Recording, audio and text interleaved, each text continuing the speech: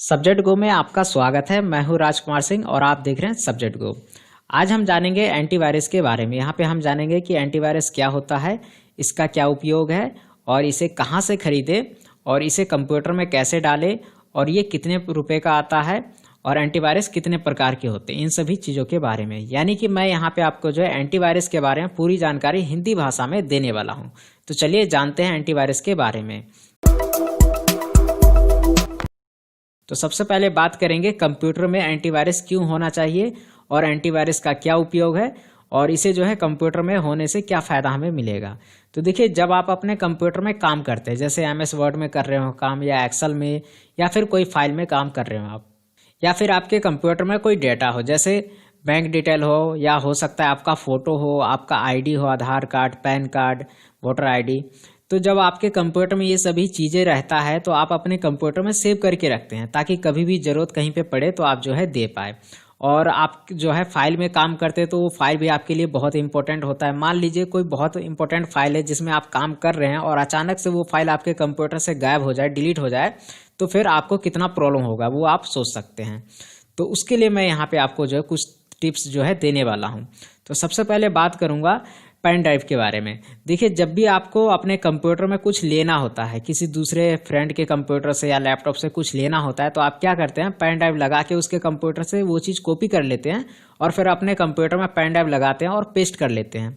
लेकिन जब आप अपने कंप्यूटर में पेन ड्राइव लगा के कोई भी डेटा पेस्ट करते हैं, जैसे कि चाहे वो कोई फाइल हो या फिर कोई फोल्डर हो या फिर गाने हो या फिर मूवी हो, यानी कि कोई भी चीज़ हो, सॉफ्टवेयर ही क्यों ना हो, जब आप पेन ड्राइव लगा के कॉपी करते हैं या फिर जब आप अपने कंप्यूटर में इंटरनेट चलाते हैं, तो उस समय क्या होता है, उस समय आपके कंप्यूटर वायरस आने के चांसेस बन जाते हैं। वायरस क्या होता है, वायरस जो है आपके कंप्यूटर में आ गया तो आपके कंप्यूटर के डेटा को खराब कर सकता है या चुरा सकता है। यानी कि जो भी आपके कंप्यूटर में bank detail, Aadhaar card, PAN card, voter ID, जो भी चीज़ आपने रखा है उन सभी को जो है वो दूसरे जगह कॉपी करके भेज देता है। यानी कि जिसका वो वायरस बनाया हुआ है उसके पास भेज देगा और क्या करेगा, आपके डेटा को खराब भी कर देता है कभी कभी।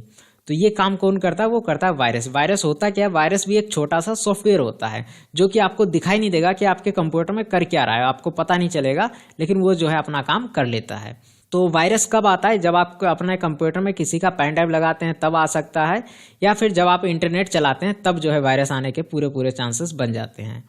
आप जानते हैं कि वायरस जो आपके कंप्यूटर को कितना हानि पहुंचा सकता है। देखिए, आप अपने कंप्यूटर में जितने भी इंपॉर्टेंट डेटा रखते हैं, जैसे कि मान लीजिए कोई फोल्डर है, कोई जो है फाइल है, या फिर बैंक डिटेल है, या आधार कार्ड, पैन कार्ड, या फिर आपका फ़ोटो है, मोबाइल नंबर है, ईमेल ID है, पासवर्ड है, जो भी चीज़ आप अपने कंप्यूटर में रखें वो चीज़ आपके कंप्यूटर से चोरी हो जाएगा जब वायरस आपके कंप्यूटर में आ जाता है। और वो चोरी होने के बाद वो चीज़ें जो है किसी दूसरे को भी बेचा जाता है। यानी कि जो लोग चुराते हैं ये चीज़ें वो दूसरे को बेचते भी हैं। तो डेटा को चोरी होने से बचाने के लिए जो है आप क्या करेंगे, एंटीवायरस का यूज़ कर सकते हैं। देखिए, एंटीवायरस का यूज़ इसीलिए किया जाता है कि जो भी डेटा है आपके कंप्यूटर में, जो भी चीज़ फाइल वगैरह पड़े हैं, उसे जो है चोरी होने से या फिर ख़राब होने से बचाया जा सके। तो इसके लिए लोग यूज़ करते हैं एंटीवायरस।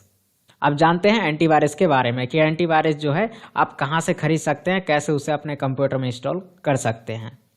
देखिए, जो लोग एंटीवायरस का यूज़ करते हैं उनको एंटीवायरस के बारे में कुछ हद तक पता हो, और जो यूज़ नहीं किया है उनको जो है मैं यहाँ पे आपको बता देता हूँ। देखिए, एंटीवायरस जो आपके डेटा को काफ़ी हद तक सुरक्षित करके रख सकता है।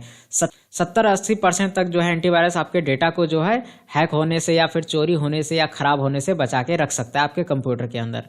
लेकिन कुछ वायरस ऐसे होते हैं जो एंटीवायरस के भी पकड़ में नहीं आते हैं और वो जो है आपके फाइल को चुरा सकता है। तो आपको ये भी ध्यान रखना है कि आप किस वेबसाइट पे जा रहे हैं, क्या चीज़ आप डाउनलोड कर रहे हैं और उसके साथ और भी क्या चीज़ डाउनलोड होता है। जब आप अपने कंप्यूटर में कोई मूवी, फिल्म, गाने डाउनलोड करते हैं या फिर देख रहे होते हैं या इंटरनेट चलाते हैं या कोई सॉफ्टवेयर डाउनलोड करते हैं, उस समय जो वायरस आपके कंप्यूटर में डाउनलोड हो जाता है ऑटोमेटिक। वायरस पता भी नहीं चलने देगा आपको और वो आपके कंप्यूटर में आके जो है अपना काम करने लगता है।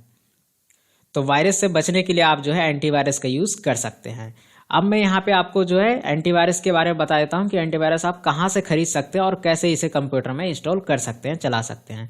तो देखिए, एंटीवायरस जो है आप इंटरनेट से खरीद सकते हैं या फिर किसी कंप्यूटर की दुकान से जो एंटीवायरस आप खरीद सकते हैं।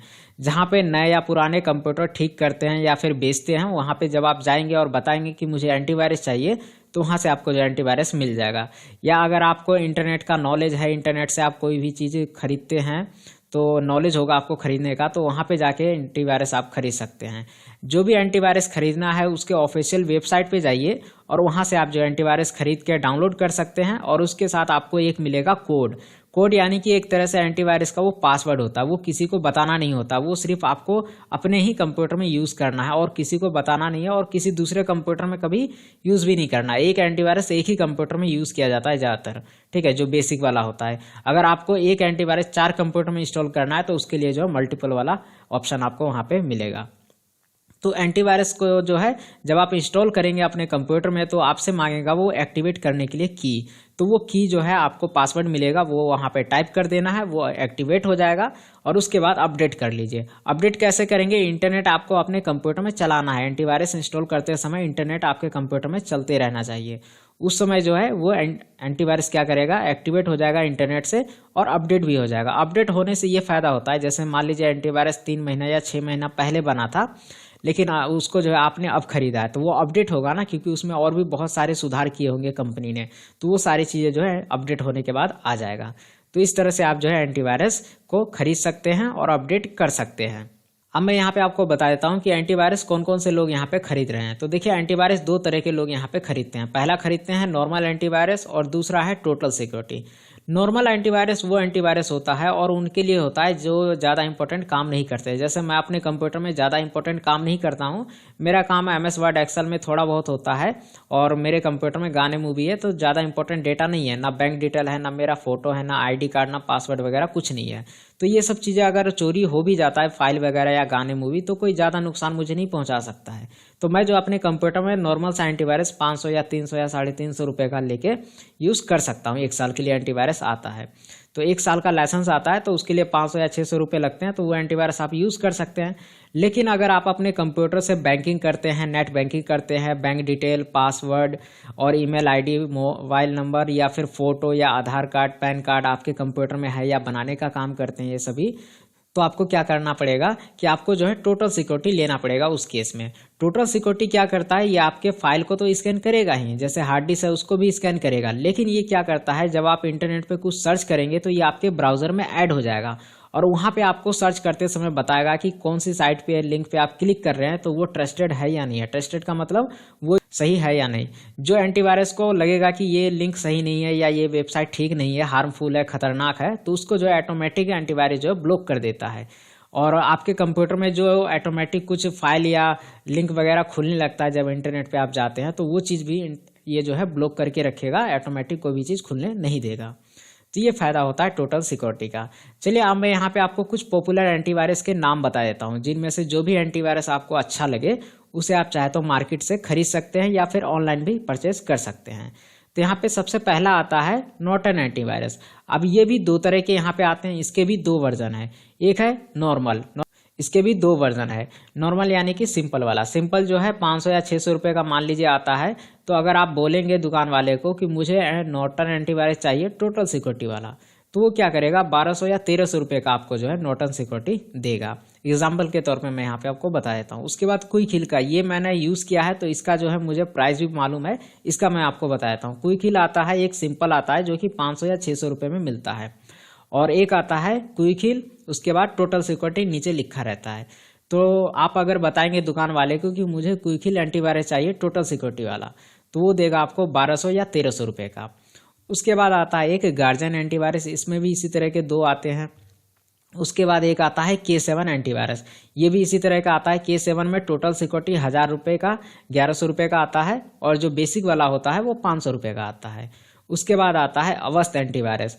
तो ये सभी कुछ पॉपुलर एंटीवायरस थे जिनको मैंने यहाँ पे जो है लिस्ट आपको बता दिए हैं। इनमें से जो भी आपको अच्छा लगे वो आप यूज़ कर सकते हैं। और 1 साल का जो है आपको जो है मिलता है यहाँ पे लाइसेंस। 1 साल में जो है जो CD आपके पास रहेगा उससे मान लीजिए विंडो आपके कंप्यूटर का डिलीट भी हो गया, कभी विंडो फॉर्मेट भी कर दिया आपने अपने कंप्यूटर का, तो उस CD से दोबारा आप जो है अपने कंप्यूटर में उस एंटीवायरस को डाल सकते हैं और फिर उसका की डाल के इंटरनेट से उसे एक्टिवेट कर सकते हैं। लेकिन वो सिर्फ 1 साल तक ही चलेगा। 1 साल के बाद जो है फिर से आपको दूसरा एंटीवायरस खरीदना पड़ेगा। तो उम्मीद है आपको जो एंटीवायरस के बारे में यहाँ पे जानकारी मिल चुका है।